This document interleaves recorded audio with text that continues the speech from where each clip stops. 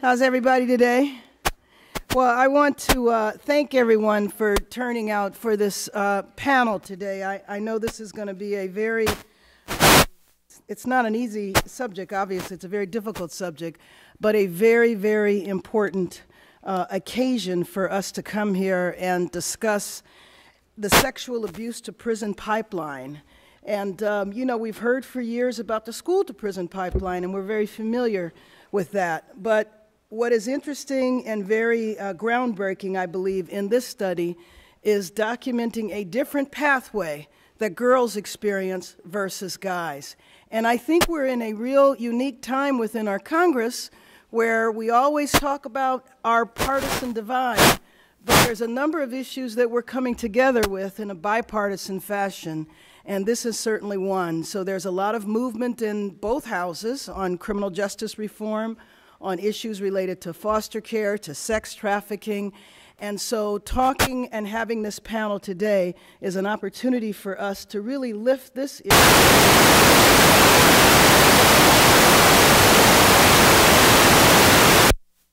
As we've talked, I don't know what that was, but as we have talked about criminal justice reform, the plight of females really hasn't been discussed very much. So this is an opportunity in which to do this. I'm very glad that I'm joined by several of my colleagues today, and I wanted to introduce them so they can each share a few words with you. And I will say that one of the leaders in our House on the issue, especially of sex trafficking, is the judge. The person that we call the judge, Judge Poe, Congressman Poe from Texas, who led the effort in the House on major legislation regarding sex trafficking that was signed by President Obama just a few months ago. So please welcome Judge Poe.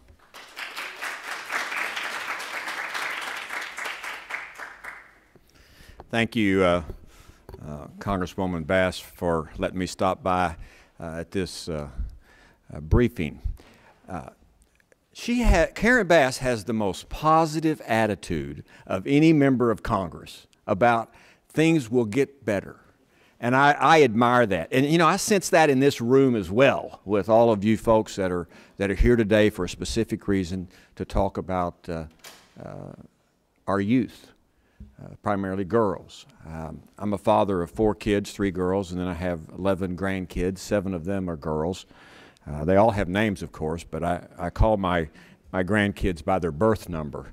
In my other life, I was a prosecutor and I was a judge. That was about 31 years at the courthouse in Houston, Texas. I think I have I've seen a lot of life experiences through that criminal justice system. One thing that Congress needs to do, and is doing, is changing the focus and the status of our young women who are arrested when they should not be arrested for a crime. They should be treated as a victim of crime as opposed to a person that committed a crime. And I am talking about the scourge of minor sex trafficking. Both sides, the Republicans, Democrats, in both the Senate and the House, overwhelmingly passed legislation to let society and law enforcement know that young girls who are forced into sex slavery, when the law enforcement encounters them, they are to be treated as a victim of crime and not a prostitute. It is legally impossible to commit the crime of child prostitution. Young girls cannot consent legally, so it's not prostitution, it is slavery. That, I think, is one of the best things we have done in this legislation, is to change the status. Because as you know, once a young girl is charged with that crime, even though she's not a criminal, and put in the juvenile justice system, a lot of bad things happen to her. Regardless of the criminal accusation with the slave master and all of that, whether anything happens to that person. But bad things happen to her. So we want to make sure that in that situation, which is unfortunately a lot of our young girls, that they are treated as a victim of crime, and we rescue them with the understanding that recovery is a long process. And so I think that's one of the best things that we've done. And the second thing that I would like to point out, as Karen Bass points out a lot, in that other sector of foster care, we understand that 2/3 of the young women primarily that end up in forced slavery, somewhere in their career, they were in foster care. We should understand that.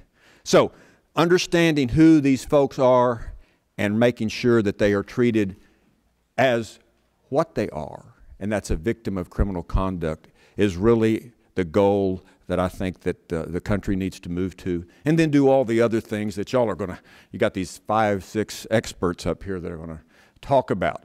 And I want to thank Ms. Bass for letting me come by. She said a minute. I'm from Texas. I can't say anything in a minute. We talk slower and we think slower. So I want to thank you, and but thank you for being here to help the most important group in our culture, and that's young people. That's just the way it is. Thanks a lot.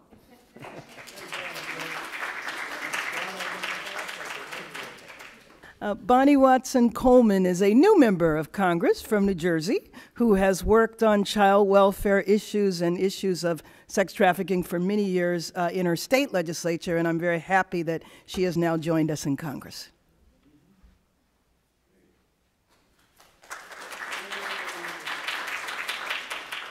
So this is an interesting experience, going from probably the most senior to the least senior. But thank you very much, Congresswoman Bass, and thank you very much for taking on these issues that are so important to the quality of life of such large communities. I'm delighted to be here today, and I am here definitely to listen. I agree wholeheartedly with everything the Congressman said about how our young women are treated as the perpetrators of crime as opposed to the victims. And not only do we need to rescue them, we need to protect them. Not only do we need to protect them, we need to make sure that there are institutions that are in place to help to avoid this experience even in the first place. So I look forward to joining my other colleagues, to listening and to learning, and hopefully to adopting a body of work that we can all agree upon, that advances us further and further along as the civilized country with human rights and dignity for everybody. Thank you very much.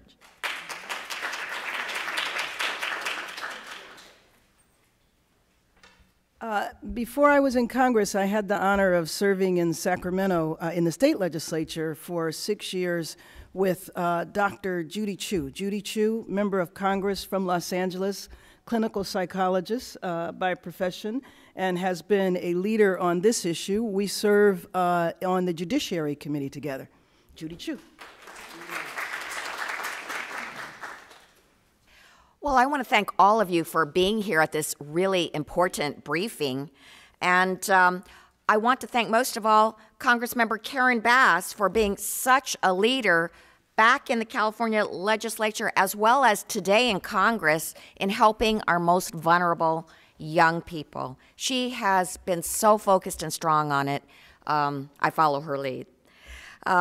Well, today is about this new report on sexual abuse to prison pipeline, and if you haven't read it yet, I strongly encourage you to. The findings in this report represent some of the most glaring problems in our criminal justice system, and the numbers are truly disturbing. As you can see in the report, 15% of sexual assault and rape victims are under the age of 12, and in my state of California, the age at which young girls are most likely to be molested was 5 years old. Think about that. Think about the trauma that can happen at such a young age. Yet as disturbing as these numbers are, the response of our criminal justice system is even worse. Instead of seeing early acts of delinquency as symptoms of abuse, we all too often criminalize them without addressing the root cause. Imprisoning young girls and victims risks re-traumatizing them and drastically increases the chances of recidivism. By punishing victims instead of treating and helping them, we create a cycle that is self-defeating. But we can break this cycle. This isn't about politics. It's about real heartbreaking needs and our clear ability and responsibility to act by identifying victims of abuse and getting them the help that they need from the start. Enough of punishing the victim. It's time to start healing. So I'm proud to support Congressmember Bass's legislative efforts such as the Juvenile Justice and Delinquency Prevention Act to be more inclusive to girls. These are important steps forward. So thank you. Coming out to today's briefing is an important first step. Again, I'm so glad that you are all here.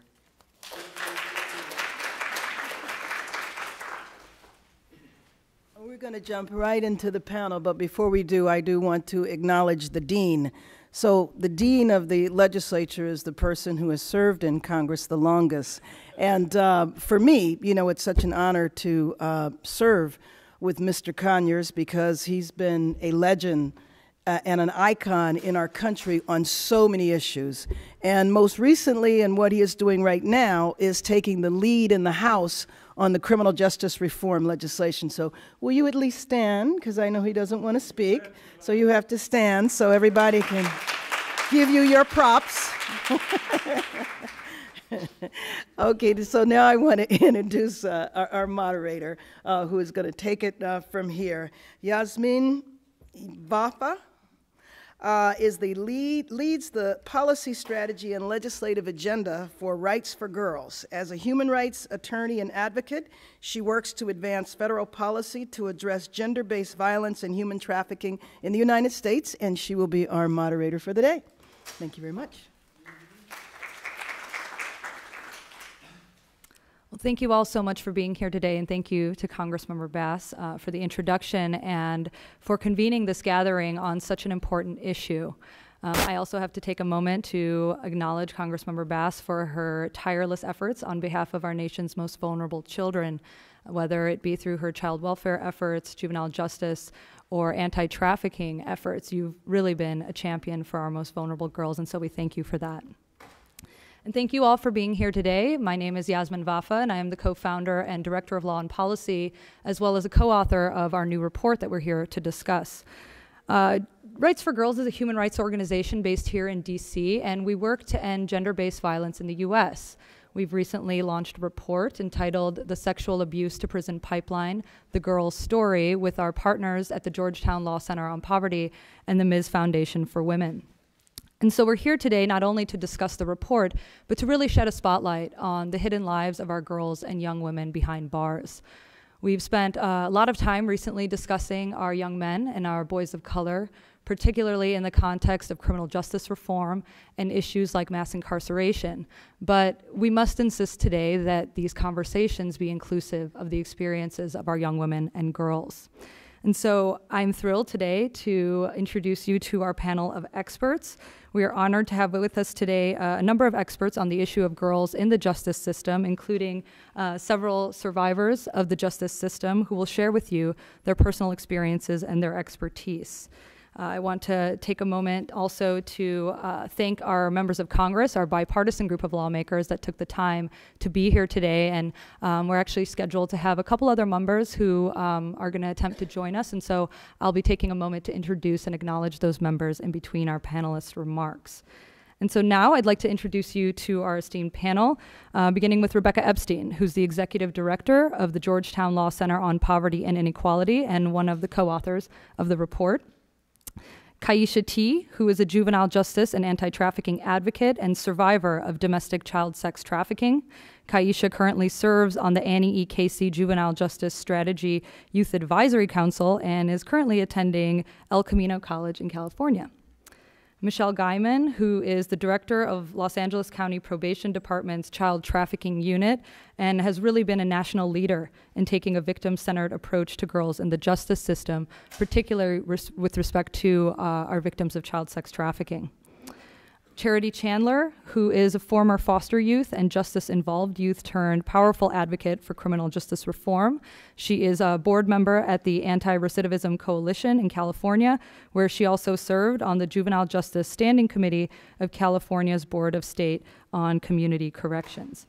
And last but certainly not least, we have Mia Paz, who is a juvenile justice advocate and a survivor of the justice system. Mia is a graduate of the Pace Center for Girls program in Orlando, Florida, and is a recent graduate of Vermont Law School. So please join me in welcoming our panel.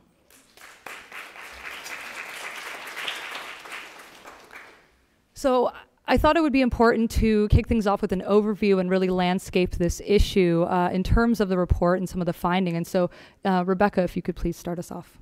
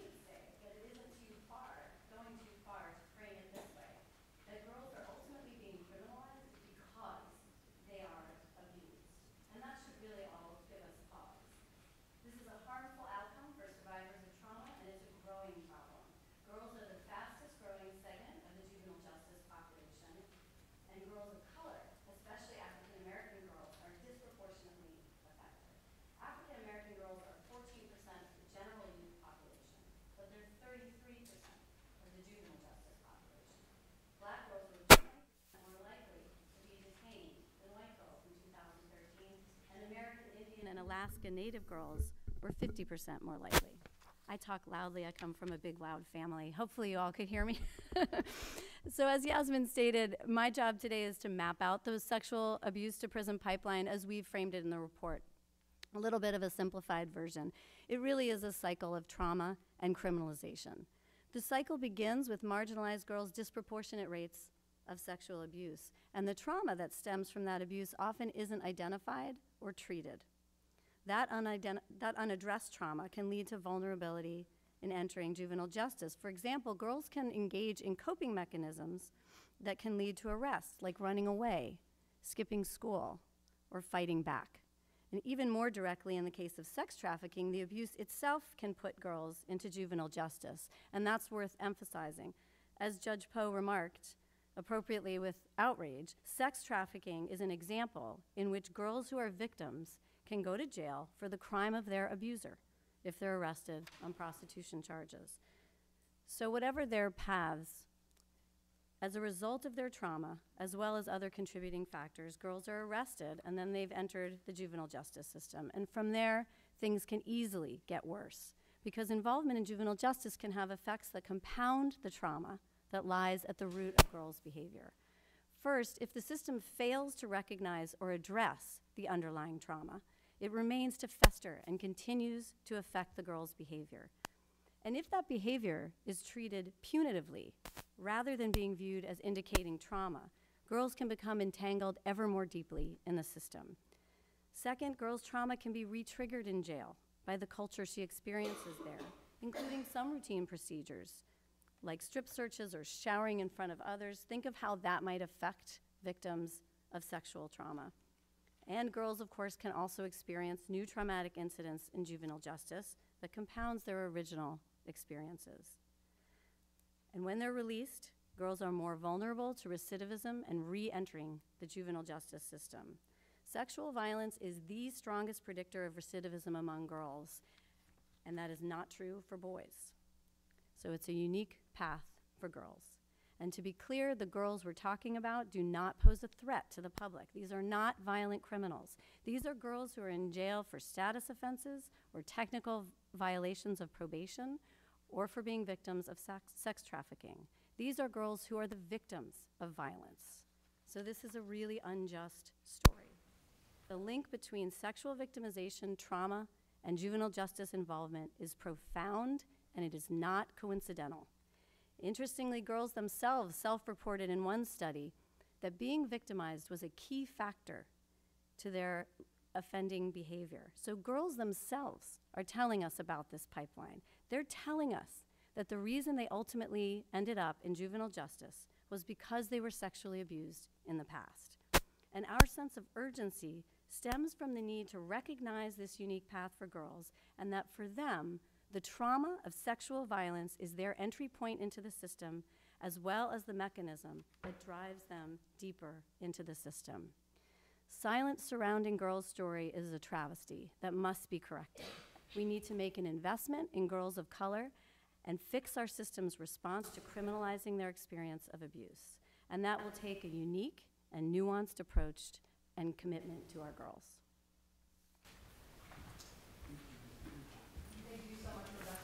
And I just want to point out that the entire report, as well as the executive summary, are available for download on our website at rightsforgirls.org, as well as the websites of our partners. And I think it's really important to take a moment to really ground the report and this issue in general in terms of the lived experiences of the young women who have survived the system. In many ways, these young women are the true experts when it comes to the issue of justice-involved girls. And so with that, I'd like to hand it over to Kaisha, if you could share your remarks with us. Good morning, everyone. Thank you for having me here. Thank you, Congresswoman Bass and Congress. I'm sorry, I'm a little bit nervous. My name is Kaisha Trevillison. I am 18 years old. I was born and raised in Compton, California. At 9 years old, I started, I'm sorry. At 9 years old is when my sexual abuse started.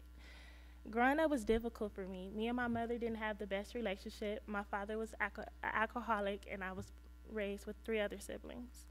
On June 11, 2010, I was arrested for a battery with assault because I threw an iron at my mom because she didn't listen to me when I told her about the abuse that was going on in home.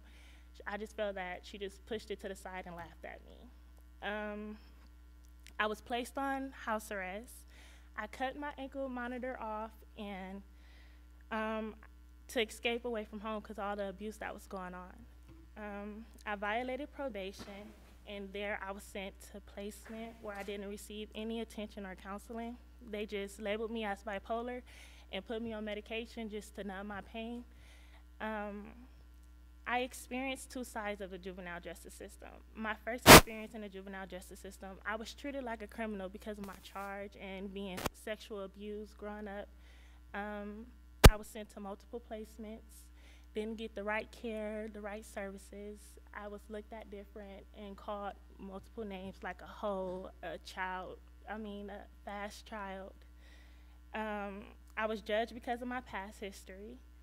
I felt like I didn't have no voice. My opinion did not matter to anyone. Like, if there was an issue going on, I never had that one person.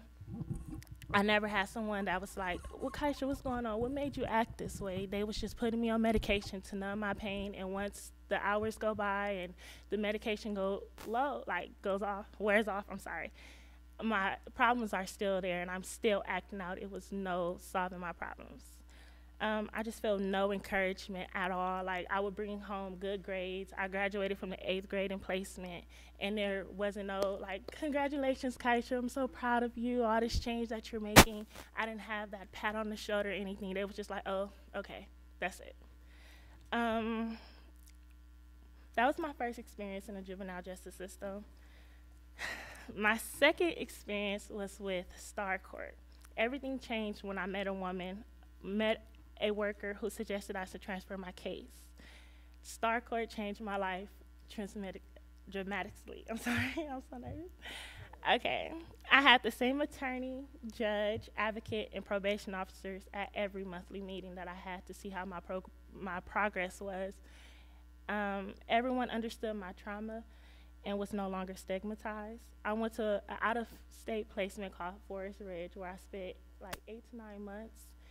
And there, I received intensive therapy and services, including family therapy, learning how to set my boundaries, knowing my limits, and I also went to groups that was about sex trafficking and stuff, so that helped me know that I was a victim to this, and that wasn't something that I chose to do. I was manipulated into.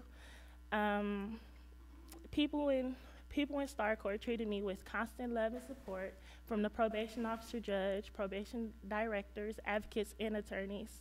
I was sent to proper services to help me with my trauma that I was going through, because I didn't have the right support in placement. So Star Court, they helped me even more.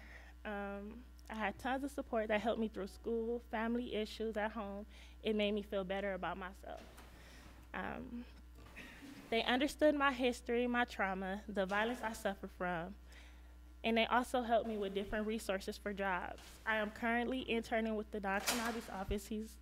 The LA County Supervisor, Don Kanabi, and I am also a member of the Annie E. Casey Foundation, the Annie E. Casey Youth Advisory Council, which is a council where we travel and we talk about reforming juvenile laws from our personal experience and new ways to get back to our community and for those who are still in the juvenile justice system.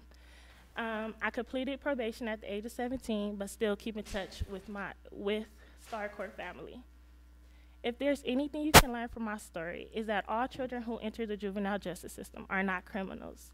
They just need support and love to be lifted up. Victims of sex trafficking need the one-on-one support to get on the right path to a better life. When victims are treated as criminals and given the proper treatment and services, they could turn their life around. For an example, me. Thank you for allowing me to speak today, and God bless.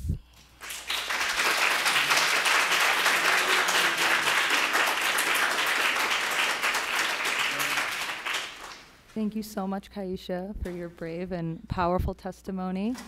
I just want to ask Charity if you could continue and if you could hold the mic a little bit closer. Can you hear me? Can you hear me? Okay, good morning. So what I want to take away today from my introduction is I do a million different things, but out of everything that I do, the thing I'm most passionate and proud of is the fact that I'm an advocate. And I didn't become an advocate one day because I fell upon an issue that was of great concern. I experienced an issue that was of great concern. I have been incarcerated 3 different times, all for reasons that are beyond me why I even became incarcerated. But the first time I was sent to juvenile hall because I was poor and I stole a pair of underwear because my mother couldn't afford underwear for me and my siblings. So I stole the underwear, and their response to my mother not being able to come pick me up from Ross was, let's take her to jail. And at that point, I was completely terrified. One, why are you taking me to jail? Just drive me home your damn self. But that didn't happen. And so while incarcerated, that's when I experienced abuse. That's when I experienced more trauma than I probably would have experienced in the streets as a drug dealer at 14 or being in gangs or just experiencing that lifestyle, because you become accustomed to it, you become used to it.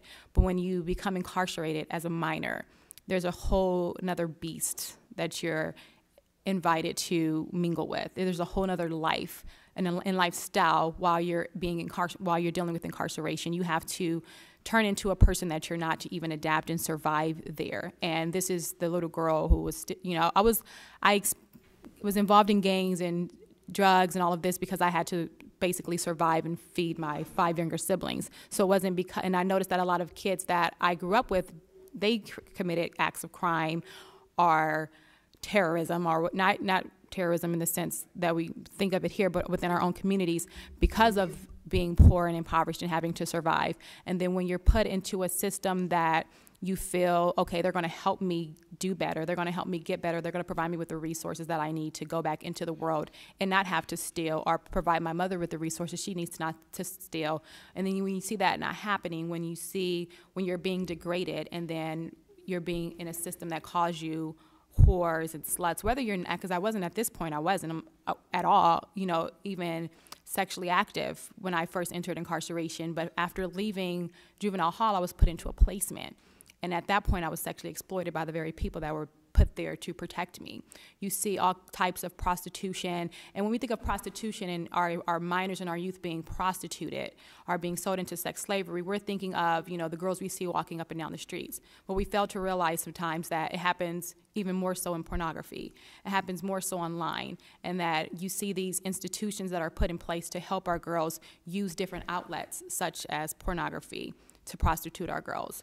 And I experienced sexual exploitation in this fashion, in this way, because they could easily get away with it. They could easily take you to different places or send you off to someone because you're going shopping for that day, or you're getting your monthly allowance to buy clothes, or whatever the case. There's different excuses that can be used.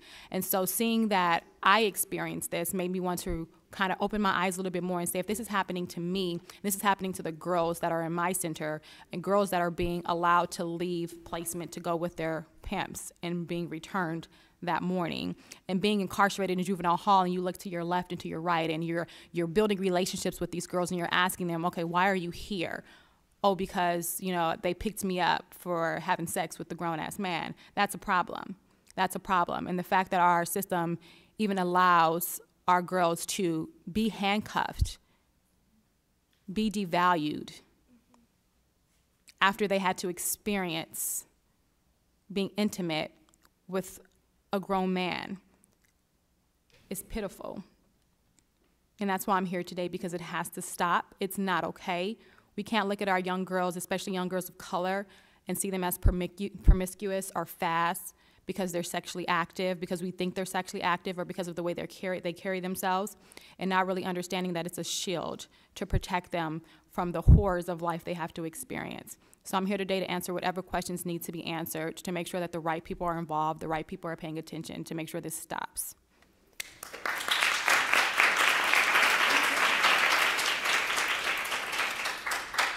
Thank you so much for that, Charity. Mia? Is mine on? Okay. I'm here on behalf of Pace Center for Girls. It's a nonprofit school in Florida that's rapidly growing, and I'd love to see grow all over the nation soon. But I found myself at Pace because I was kicked out of the traditional public school and then kicked out of the alternative school that they send you when you get kicked out, and I started getting arrested. So Pace was kind of my last chance at salvaging what was left of my school years. So I only really went to like 2.5 years of high school because I was constantly looking for a new placement. But at Pace, they have a comprehensive approach to schooling where it includes mental health counseling, drug counseling. It's also year-round, which at the time sounded horrible. But it makes it so that the summer vacation isn't so much of a free-for-all, and you know, everyone can do whatever they want. Actually, we still went into school over the summer. But they also provided a support net for me and encouraged me to dream big. And while I was at Pace, I felt comfortable enough to disclose some of the sexual abuse that I was going through at home for a few years. And really, once I told about what happened, that's really when I began to heal. And I started doing better in classes. And I thought, you know, why stop there? I ended up going to community college. And it took me, you know, about 4 years to get a 2-year degree. But after that, I went straight to undergrad. And from there, I just haven't stopped. I just graduated from law school in May. And I feel very much determined to give back to schools like Pace, to maybe start a Pace somewhere else in the country, so that it's not just a Florida answer, it's a nationwide answer. And I just really appreciate being able to share the stage with these women and being able to tell my story. I was arrested for things like resisting arrest, and it took me being a first-year law student to realize that's not a thing. You know, you have to do something wrong to be arrested. And where I was at in my life at that time, I was extremely flighty, and I thought, you know, any police interaction was bad interaction. So I was arrested for running away from a conversation. And it wasn't just like your average day, you know, put on handcuffs. It was, you know, thrown to the ground, my feet fastened to my hands behind my back. And, you know, all along, nobody even asked me, you know, why did I run? Why was I afraid? And so I think some of the recommendations that I have are just comprehensive training for police officers or for public school teachers or for guidance counselors, so that they can see some of these patterns in young women and ask the right questions and listen carefully and hopefully find appropriate placement that's going to acknowledge some of the things that they went through and encourage them to dream big and push hard. Thank you. Thank you, Mia.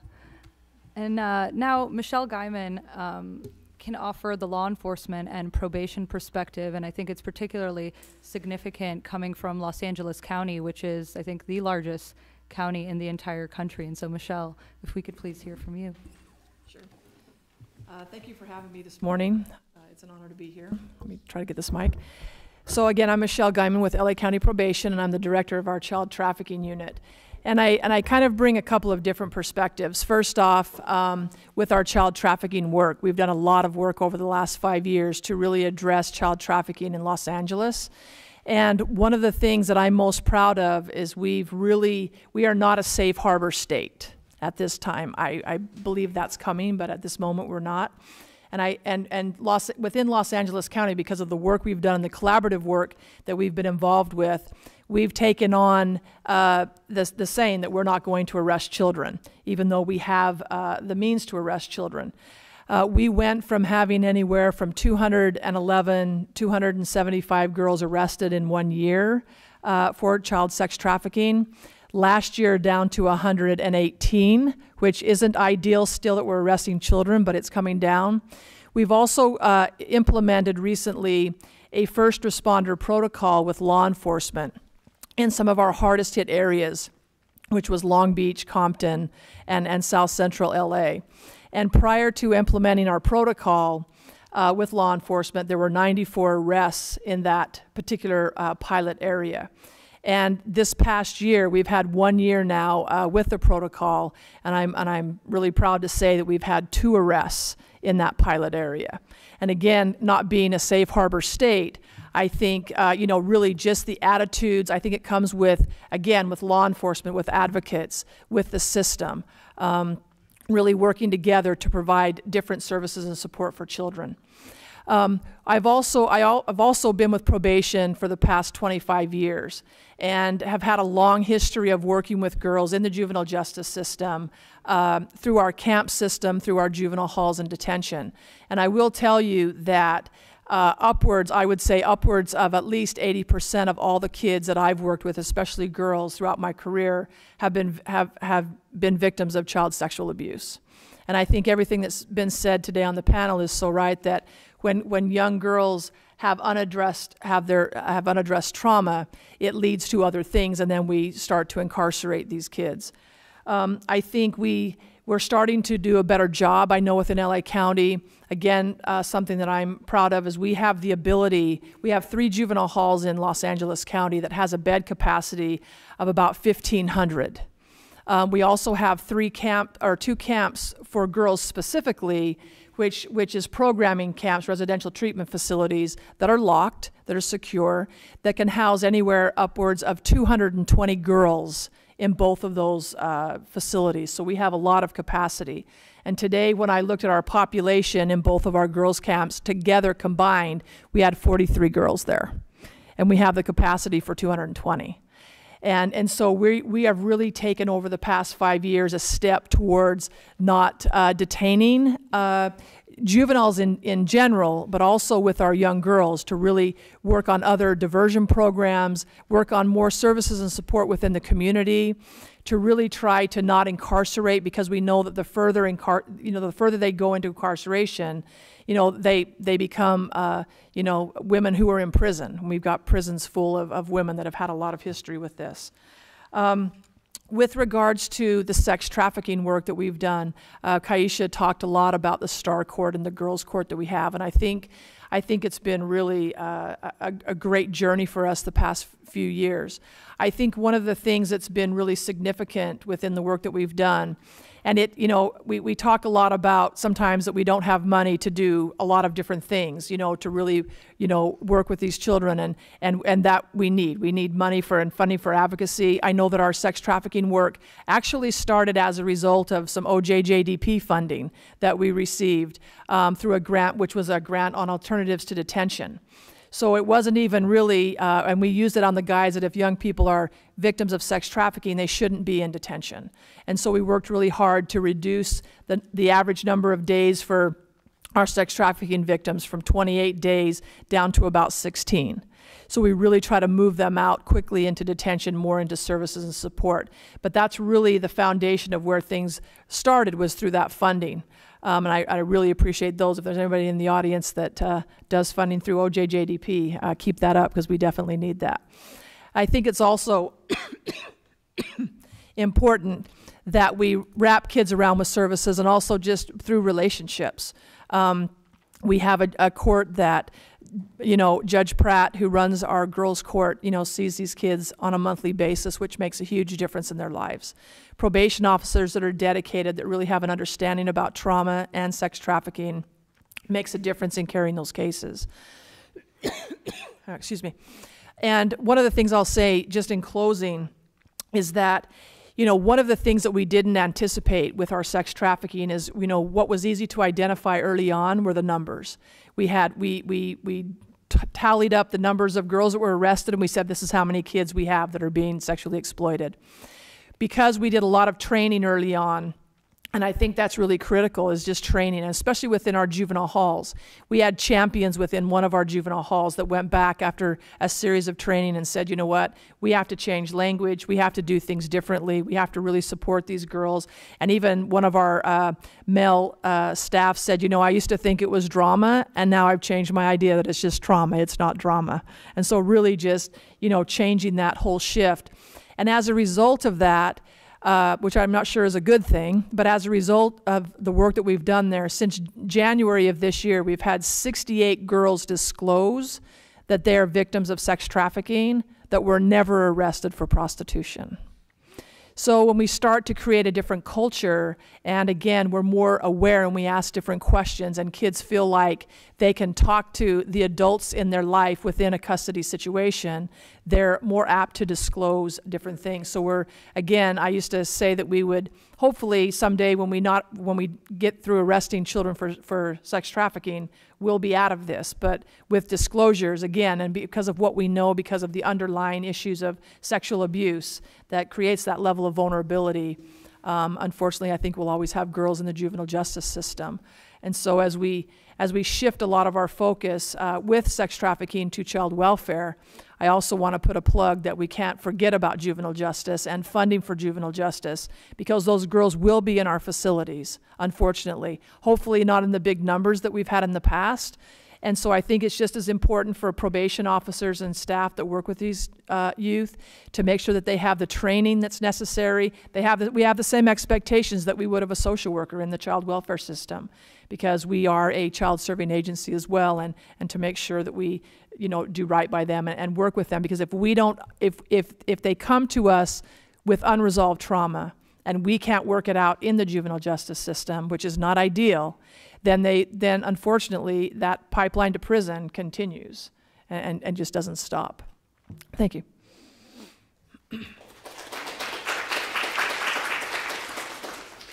Thank you, Michelle. And I think that's really critical to point out that if we can institute this cultural change in one of the largest counties in the country, I mean, we can really do it in other jurisdictions as well, and just taking this victim-centered approach to recognize and address the root causes of what's causing girls' delinquency in the first place.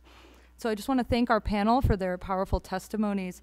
I just want to ask a couple of questions before turning it over to our audience, in case anyone in our audience has any questions for our panelists. And the first question I really want to know is, I know, Mia, you talked a little bit about some recommendations in terms of training law enforcement, training schools and guidance counselors, but do any of our panelists have any other suggestions for, recommendations, policy recommendations? How do we dismantle this pipeline, and how do we improve our response towards girls? Well, one thing we suggest in our report, I'm not sure this is working, is that we need to stop putting girls behind bars who do not present a danger to the public and who have been committed on status offenses or for these technical violations on probation. Now, the JJDPA bans sending youth